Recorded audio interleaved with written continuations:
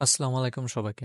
আমাদের আজকের video topic হলো সিএসএস কি এবং কিভাবে কাজ করে। তো গত ভিডিওতে আমরা HTML শেষ করে ফেলছি এবং আজকে থেকে আমরা আমাদের সিএসএস এর যে জার্নিটা সেই জার্নিটা আমরা শুরু করব। তো সর্বপ্রথম দেখে নিই আসলে সিএসএস কি। সিএসএস হচ্ছে একটা ক্যাসকেডিং স্টাইল শিট। সো এই ক্যাসকেডিং আসলে কি? এটাই আসলে সিএসএস, যেটা হচ্ছে ল্যাঙ্গুয়েজকে স্টাইল করে। এখন কোন ল্যাঙ্গুয়েজকে স্টাইল করে? HTML এবং XML। অর্থাৎ সিএসএস সাধারণত HTML এবং XML ল্যাঙ্গুয়েজকে স্টাইল করে এবং সেটাকে ডকুমেন্ট আকারে প্রেজেন্ট করে।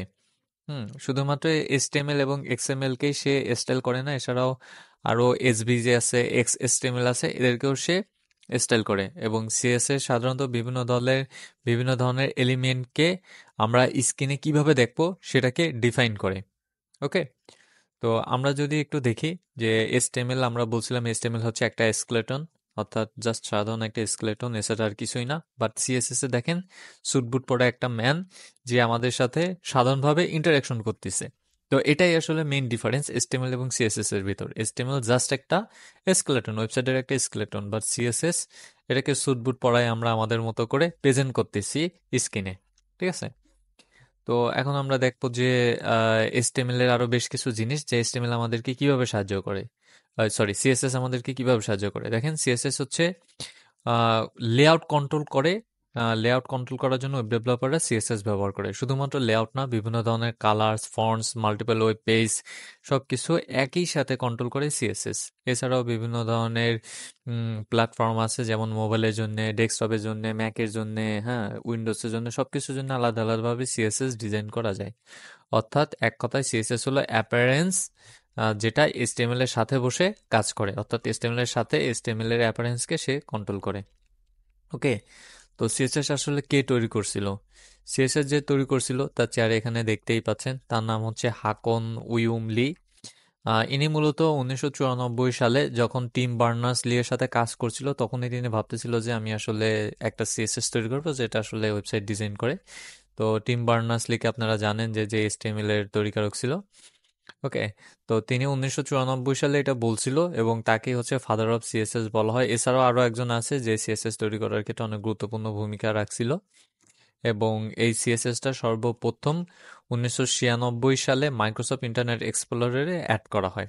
অর্থাৎ সর্বপ্রথম মাইক্রোসফটের যে ইন্টারনেট এক্সপ্লোরারে যে ব্রাউজারটা ছিল, সেই ব্রাউজারটা সর্বপ্রথম সিএসএস কে সাপোর্টিভ করে। অর্থাৎ একটা জিনিস আপনি তৈরি করলে তো হবে না, সেটাকে সাপোর্টিভও করতে হবে। যেমন আপনি একটা অপারেটিং সিস্টেম তৈরি করলেন, তো সেটাকে যদি সাপোর্টিভ না করেন তাহলে আপনি পিসি চালাবেন কিভাবে? ঠিক সেরকম সিএসএস কে সর্বপ্রথম যে ওয়েব ব্রাউজারটা সাপোর্টিভ করে সেটা হচ্ছে মাইক্রোসফট ইন্টারনেট এক্সপ্লোর, এবং 1996 সালে সেই সাপোর্টিভের কাজটা করে। তো সিএসএস এর আসলে বেশ কিছু হিস্টোরি আছে। যেমন 1994 সালে সিএসএস প্রস্তাব করা হয়, একটু আগে দেখছেন। 1996 সালে সিএসএস এর লেভেল অন W3C রিকমেন্ডেশন করে, যেখানে হচ্ছে বিভিন্ন ধরনের স্টাইলিশ ক্যাপাবিলিটি অ্যাড করা হয়। 1998 সালে সিএসএস এর লেভেল 2 আপনার চলে আসে, এবং লেভেল 2 তে বিভিন্ন ধরনের CSS feature like absolute, relative এবং ফিক্সড পজিশনিং, অর্থাৎ পজিশনের যে ফিচারগুলো সেগুলো চলে আসে। 2001 সালে সিএসএস লেভেল 3 আসে এবং লেভেল 3তেও বিভিন্ন ধরনের পরিবর্তন নিয়ে আসা হয়। 2011 সালে সিএসএস 3 মানে সিএসএস 3 চলে আসে, যেটাকে সিএসএস লেভেল 4 বলা হয়। এবং সিএসএস লেভেল 4 এর আবার দুইটা পার্ট আছে, লেভেল 4 অন, লেভেল 4 টু। এবং 2017তে যে সিএসএসটা চলে আসে একে সিএসএস 4 বলা হয়, যেটা আসলে আমরা এখন পর্যন্ত কেউ তেমনভাবে ব্যবহার করি না। তবে এটা অনেকেই ব্যবহার করতেছে বিভিন্ন ধরনের চেঞ্জের মাধ্যমে। ওকে, তো এইখানে সিএসএস এর একটা ব্রিফ হিস্টোরি আছে, আসলে কোন সিএসএস এ কি কি আপনার অ্যাপ্লাই হয়েছে। যেমন লেভেল অনে দেখেন কাস্টম প্রপার্টিস আসছিল, হ্যাঁ, ক্যাসকেডিং ভেরিয়েবল মডিউল আসছিল, হ্যাঁ, multi column layout, flexible box. তো এগুলো আসলে আসছিল সিএসএস এর ক্ষেত্রে। তো আমরা কি করব? আমরা সিএসএস ব্যবহার করব। আপনারা জানেন যে আমাদের ভিজুয়াল স্টুডিও কোড এডিটর আমরা সবকিছু আমাদের লার্নিং এর ভিতর রেখে থাকি। তো আমরা লার্নিংটা ভিজুয়াল স্টুডিও কোড এডিটরের ভিতর ওপেন করতে পারি, বিএস কোড এডিটর, এবং এর ভিতর আমরা লার্নিংটাকে ওপেন করি। এবং লার্নিং এর উপর আমরা বিভিন্ন ধরনের কাজ করছিলাম, যেটা হচ্ছে আমাদের HTML এর ক্ষেত্রে আমরা ব্যবহার করছিলাম। তো এই লার্নিং এর ভিতরে আমরা যে কাজ করছিলাম এগুলো আমরা সিএসএস এও করব।